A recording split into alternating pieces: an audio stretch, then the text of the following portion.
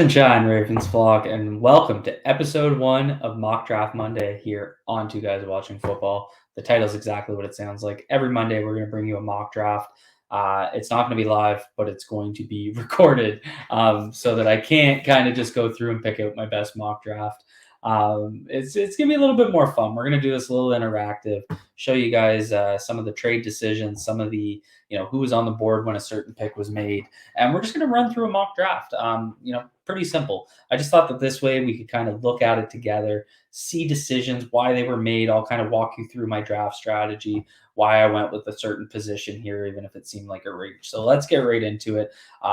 Context note, I'm using the Draft Network. It's probably my favorite mock draft machine out there because there's a lot of variance in the picks. You'll see guys sometimes randomly go higher than other guys. And I know sometimes it's like, well, why would they go there? But that really does simulate the NFL draft.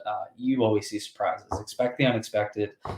So it's kind of nice. It gives us, you'll see the reaches. Like I just saw the Cleveland Browns take Mark Willis. Probably weren't expecting that, but it shows just how wild the draft can get. And then you have to adjust to it. And I think that's the fun part of doing this. In this interactive way. So let's get right into it. We'll go right there. We're starting off, no trades have been made. We have pick 14. We'll consider a trade up, but probably not going to happen. The guys that I would trade up for, though, there goes Penning at 6. So there's the first kind of surprise. Jabo goes. Okay, so we'll look at trades. Let's see who's on the board. See, there's Mark Willis going 13 to the Browns. I just saw that as I was kind of playing around before I started this. Maybe it'll start to become expected. I would be shocked. But I mean, maybe the Baker Mayfield experiment's over. So left on the board here, pretty interesting slew of guys. You got Kenyon Green, definitely a guy I think the Ravens will be interested in. Really depends on the health of the tackles in Stanley and James and a little bit McCary. Do they think they can get games out of him at right tackle? I think Kenyon Green can play right tackle. I think he's going to be a really dominant guard. Do they want to draft a guard? And if they went with Green and the tackles are healthy, then it kind of pushes Cleveland and Phillips right out. So, it's an interesting dynamic there. But the guy that's really standing out to me is Charles Cross. And, teams are going to have some concerns around his run blocking, mostly because Mississippi State and that air raid offense, they just didn't do it a lot. But what I like about him in the Ravens context is he's going to bring you that left tackle ability if Stanley can't get right, like we saw last year. And he's also going to be a high-level pass protector. I have, from what I've seen, I actually think he's a better run blocker than he gets credit for. And I think you could look and say, well, is that a good fit on the right side of the line? The amount of down blocks and that sort of thing. I get it, but I think they really need to focus on pass protection. So Cross is going to be interesting. I'm not very high on Trayvon Walker in the middle of the first round. I did a film room on him to explain it. Tyler Linderbaum, if we ran a zone scheme, I'd be all in on him here. We don't. Gardner and Booth, those are two really interesting ones. But I'm going to rock with offensive tackle. I think it's, the two biggest needs are the trenches, both O-line and D-line. I'm going to rock with the best offensive tackle available. It's Charles Cross at 14 for the Baltimore Ravens. And then Green flies off, Walker, and Booth. Wow, what a haul for the Eagles. Good for them. Those three firsts are interesting. Let's see what's kicking around here. And nothing really that, quarterbacks haven't flown off the board. Not really anyone that you'd be looking to trade up for here. Probably going to wait till 45. Is Perrion Winfrey going to drop? That would be a nice 1-2 punch. Leal just went.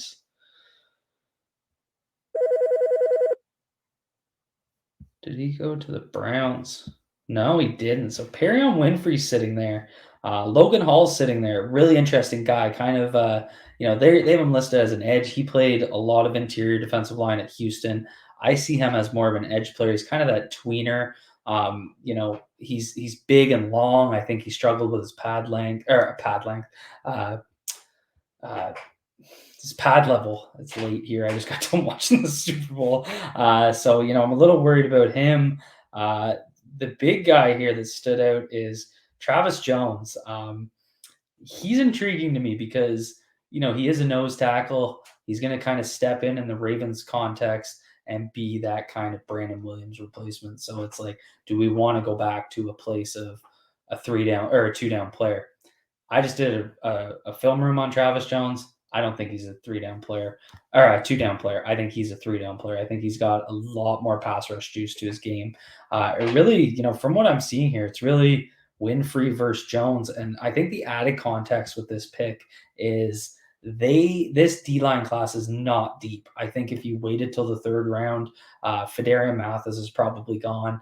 You're kind of stuck with that lesser tier. You got Jones and Ridgeway and guys that I'd be interested in, but I'm not sure going to step in here and be difference makers. So I'm going to go Travis Jones out of the University of Connecticut.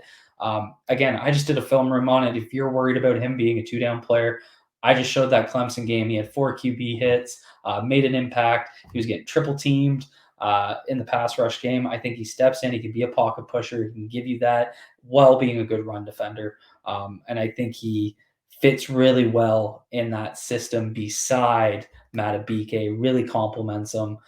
So Travis Jones, UConn, coming to Baltimore at 45. So there's the trenches. We got an offensive tackle with left tackle ability. We got a new nose tackle with some pass rush ability. Someone that I think can step in and be a starter day one. I think he's going to play well in the run game, but give you some pass rush upside. One thing I'd be interested in is trying to trade up. We're at the start of the third here. Ebiketie sitting there. I love Ebiketie. Really intriguing player. Miaje Sanders is there. You get a little bit worried about guys that are going to fall down. Let's wait. If we'd be trading up about 10 picks here. We can kind of play it out a little bit, but Ebiketie sitting right there. We just saw some edges go. We're few picks away. Let's see what we'd have to give the Jets to get him. So we're jumping up 7 picks here. Can he get away with giving, pick? Well, 194 is not. Let's say he could give your 6th. Is that realistic though? Oh, Dan, my guy, you're gonna have to check the trade value chart. I'm gonna offer it. We'll give up our 6 to move up. The Jets take it. So let's hop up and let's grab Arnold Ebiketie, edge out of Penn State. Another, front 7 guy. He's going to be across from Oweh, added into that edge rusher mix. Really high level player. A lot of good tools. We're trading up for a premium position. We gave up a 6 to do it. That's okay. We got the draft capital this year. So Arnold Ebiketie added to this draft class, kind of revamping that D line. We got Jones. We got Ebiketie. Those are 2 guys with juice in the pass rush game. I'd be shocked to see Ebiketie fall that far, but again, the board is what the board is. Probably not going to be looking to trade up here. Let's see what's kicking around here at 99 because the Ravens are going to get a little bit of a run on some picks here.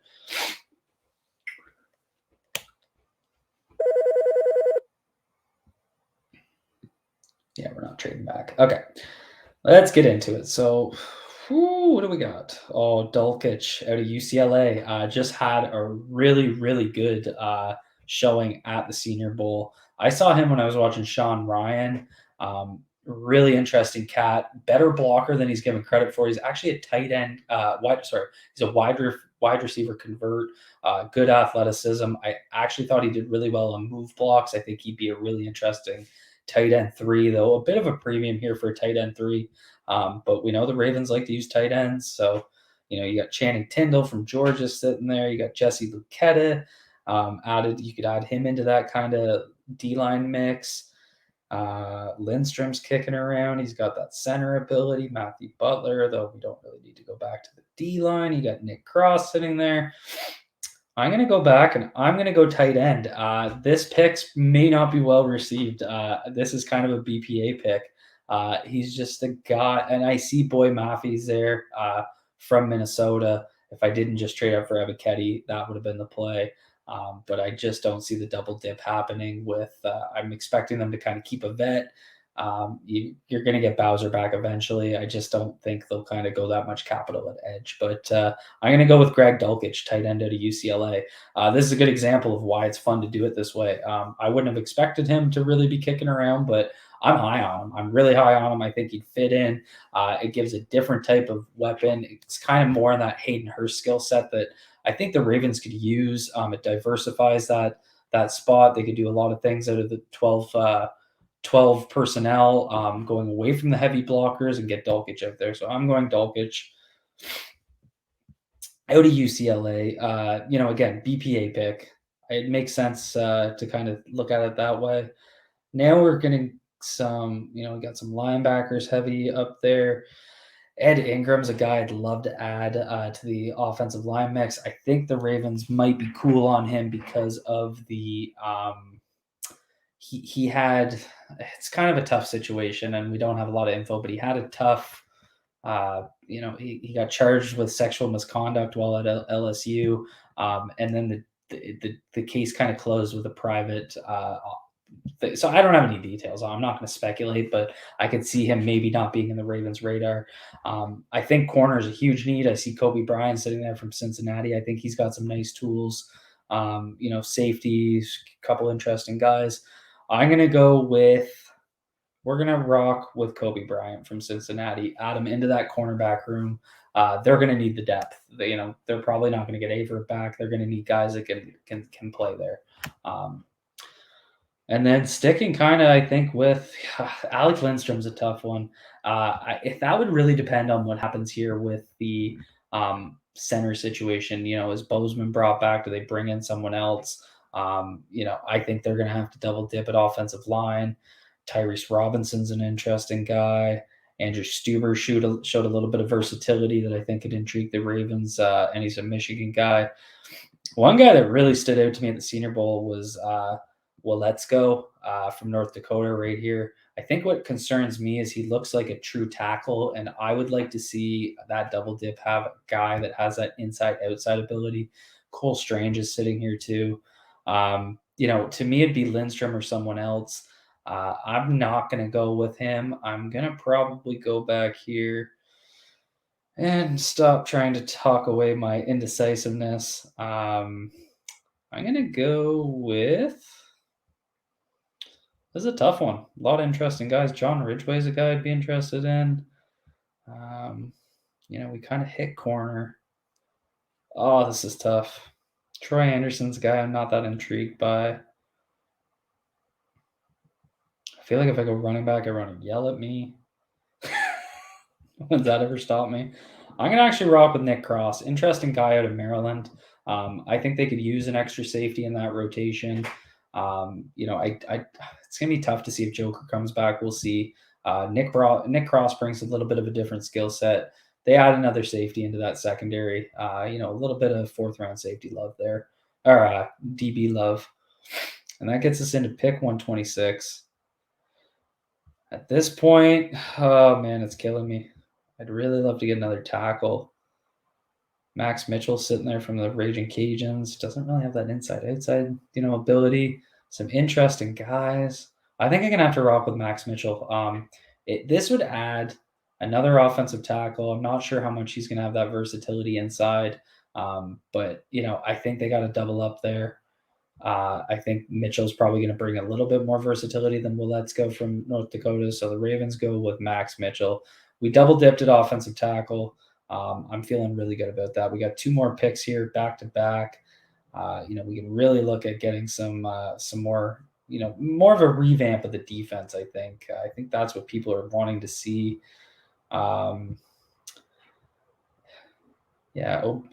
Ogbonnia from UCLA is a really interesting guy. Henningson's there too. Oh, it's a problem when you get watching film. You get so intrigued by some of these guys. This is Dominique Robinson's an intriguing guy too. We're gonna go back here. I'm gonna probably go back to the D line. I'm struggling here between Uwarzik from Iowa State. He matched up quite a bit against Penning when I watched Iowa State against Penning. I didn't love a lot of his game. I think he was kind of misused as a 5-tech. But I'm going to go with Bonnia out of UCLA, add another cat to that defensive line rotation. More of a developmental guy, but someone that I think could really fit in there. And then we're kind of stuck with a little bit of a jam. Let's check out the corners when we put the filter on. I'd like to add another corner. I think this could be a really good spot to do it. Oh man, Jalen Watson's an intriguing guy. Monter Brown. Still some interesting safeties kicking around. They could also go linebacker. Again, Dominic Robinson sitting there. I don't think they'd go to. Justin Ross is there. That's a guy I really am interested in. I think this might be the last pick of our draft. I think I'm going to double up on corner here, and we're going to go with Jalen Watson out of Washington State. So that's 1, 2, 3, 4, 5, 6, 7, 8, 9 picks in the top 140. Does that bring me to the end of my picks, though? I think because we did that trade up, and I think we gave our sixth. So if I'm wrong, we may make another pick. If not, I'm going to actually just do a little bit of a conclusion while this runs. So I think the big wrench in the plan here was going Greg Dulcich. And I think that's going to be probably the most head-scratching pick. So, I want to know, what do you guys think about that? I think the other thing is Charles Cross and Max Mitchell, two true tackles. Is that the type of combination you guys want to see? Other than that, I think this really revamps the D-line. I think you get Jones, you get Agbonia, you get Ebiketie into that edge mix. We also hit the secondary. We got Watson, we got Bryant, we got Nick Cross. I really like that addition. The big thing that's missing here, in my opinion, is linebacker. And I think, they're gonna get a vet in there. We know that. I really think they're gonna give Malik Harrison another shot. And so by kind of going with another mid-round linebacker, that would kind of take that off of his plate. And so I'm not sure they're going to do that. But that's the user picks. You guys can see them there. I want to know what you guys think. Was this right? What would you have done differently? This is exactly why we do it. I want your feedback. But there's that final mock draft. Come drop into the comments. Like the video if you guys like this. If you want to see more, liking the video is the best way to let me know. Drop a comment below. Let me know what you think of the draft, what you would have done differently, and be sure to subscribe to Two Guys Watching Football. That's all I have for you guys. Have a good Monday. Enjoy the mock drafts out there on the time.